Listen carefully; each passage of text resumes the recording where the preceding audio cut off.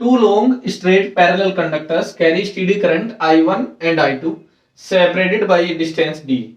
If the current are flowing in the same direction, so how the magnetic field set up in one produces an attractive force on the other. Obtain the expression for this force. Hence define 1 ampere. दो current carrying wire है straight parallel to each other.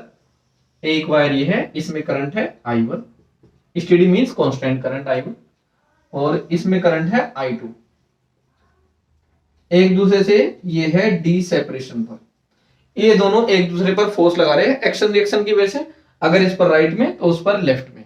और ये क्या रखा है, attractive force है दोनों के बीच में. अगर करंट सेम डायरेक्शन में है, अपोजिट डायरेक्शन वही करंट जिसमें अपवर्ड उसमें डाउनवर्ड, तो फिर रिपल्सिव हो जाएगा.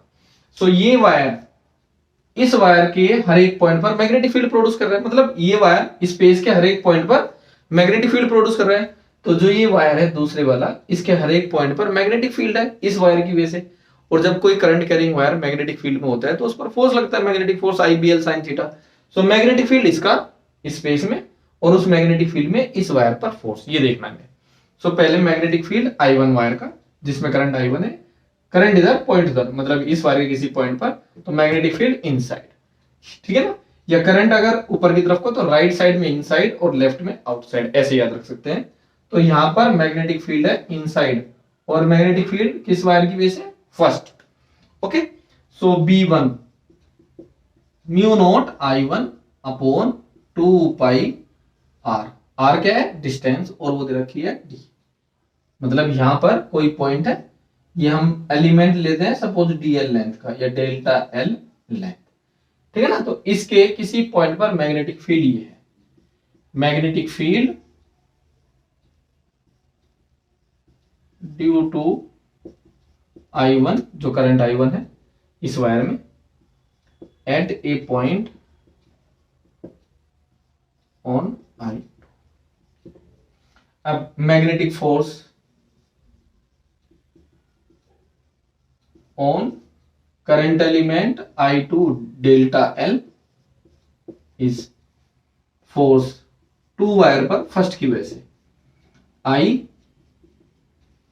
B1 into delta L into sine angle IBL sin theta. इस करंट कैरिंग एलिमेंट पर फोर्स बताएं तो मैग्नेटिक फील्ड B1. ठीक है ना. करंट कैरिंग एलिमेंट जिसकी लेंथ डेल्टा L है, करंट I2. अब एंगल, करंट इधर है, मैग्नेटिक फील्ड इनसाइड, तो दोनों के बीच में एंगल हुआ 90 डिग्री, sin 91. I2 B1 ये रहा म्यू नोट I1 अपॉन 2 पाई D, और ये है delta L. So F21 upon delta L, that means force per unit length. This comes out to be mu naught I1 I2 upon 2 pi D. This is force per unit length. Force per unit length. अब direction, magnetic field इधर है, Fleming left hand rule से देखते हैं direction, या फिर L cross B. Current इसमें ऊपर की तरफ को और मैग्नेटिक फील्ड इनसाइड. करंट ऊपर की तरफ को, मैग्नेटिक फील्ड इनसाइड. करंट ऊपर की तरफ को, मिडिल फिंगर करंट के डायरेक्शन में, फोर फिंगर मैग्नेटिक फील्ड की डायरेक्शन में, ऐसे हैं. तो फोर्स लगेगा लेफ्ट में, या फिर आप right hand screw rule use कर सकते हैं.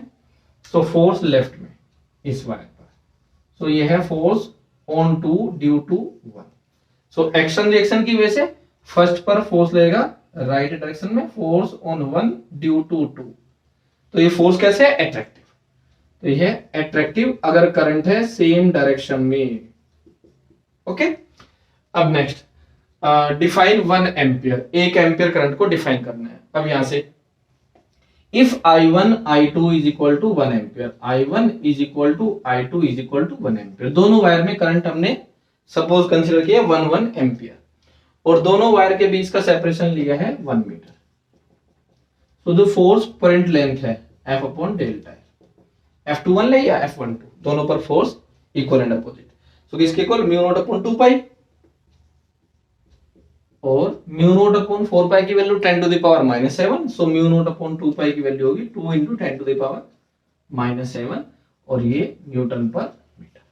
सो यहां से डेफिनेशन बनेगी, अगर दो वायर एक दूसरे के पैरेलल रखे हैं 1 मीटर डिस्टेंस पर, 1 मीटर सेपरेशन पर, और उन दोनों में जो फोर्स लग रहा है आपस में वो है force per unit length 2 into 10 to the power -7 newton per metre के इक्वल.